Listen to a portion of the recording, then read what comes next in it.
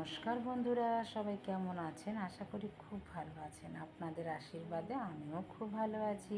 কাকুলির আরেকটি নতুন ব্লগে আপনাদের স্বাগত জানাই। চলুন, আজকে হচ্ছে শুভ কালী পুজো। তো সকলকে জানাই শুভ দীপাবলির শুভেচ্ছা, অভিনন্দন।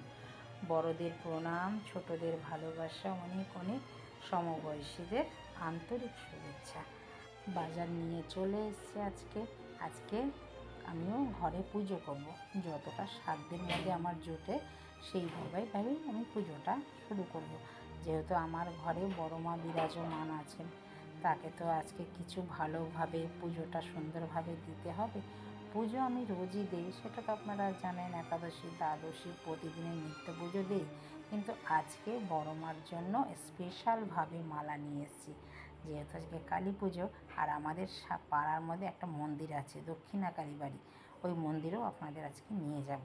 চলুন, ঘরের পুজো দিয়ে নিয়ে আগে আমি যা জুটেছে সেইভাবেই পুজো দিয়ে নিলাম। পুজো দিয়ে আর বিকেলবেলা আমাদের আজকে এরম বাতি দেয়, বাতিগুলো সব সাজিয়ে রেখে দিলাম।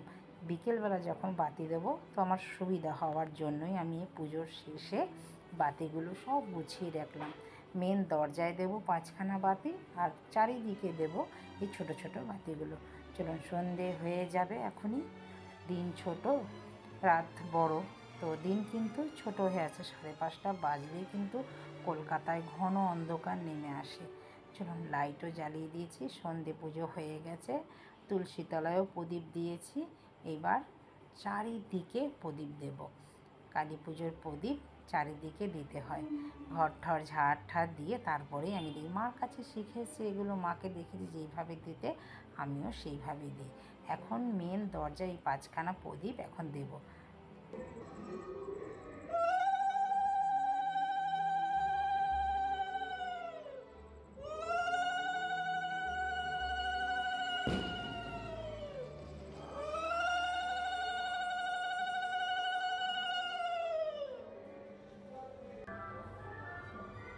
এবার চারিদিকে প্রদীপগুলো দেব। মেন দরজায় দেওয়া হয়ে গেল। চলুন, এবার নিয়ে নিই।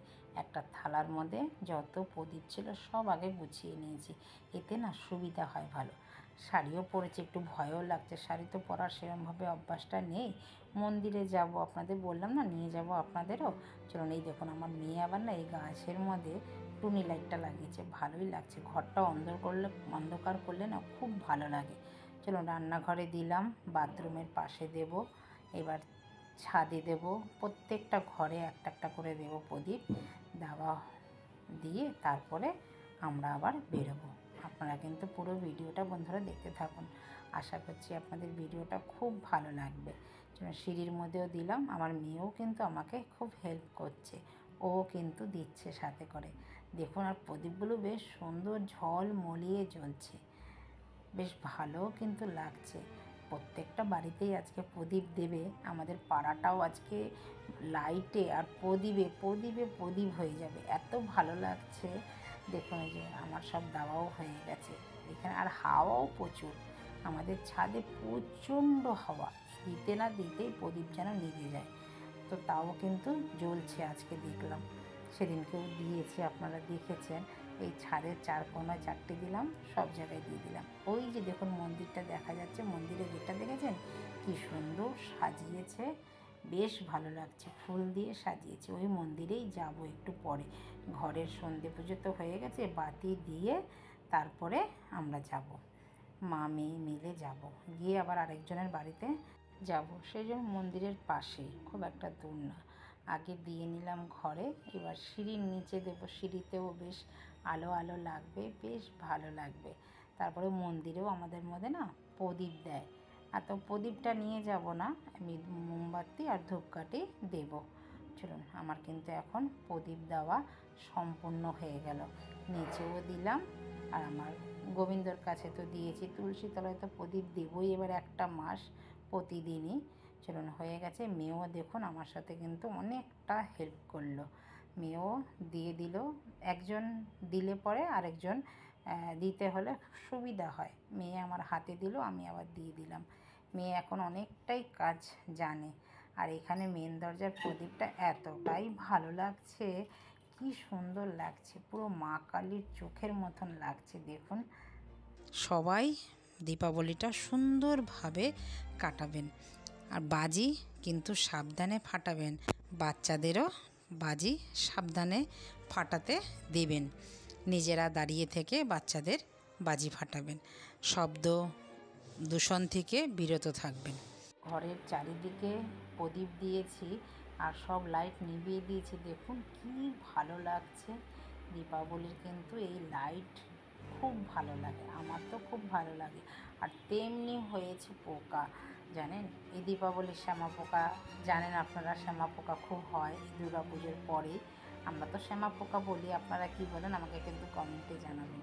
এই যে আমার রান্নাঘরে দেওয়া হয়ে গেছে, বাথরুমের পাশে দেওয়া হয়ে গেছে, আর সব জায়গায় দেওয়া হয়ে গেছে। আর ঘরটাও কিন্তু আজকে খুব সুন্দর করে সাজিয়েছি, সেটাও কিন্তু জানাবেন কেমন লাগলো।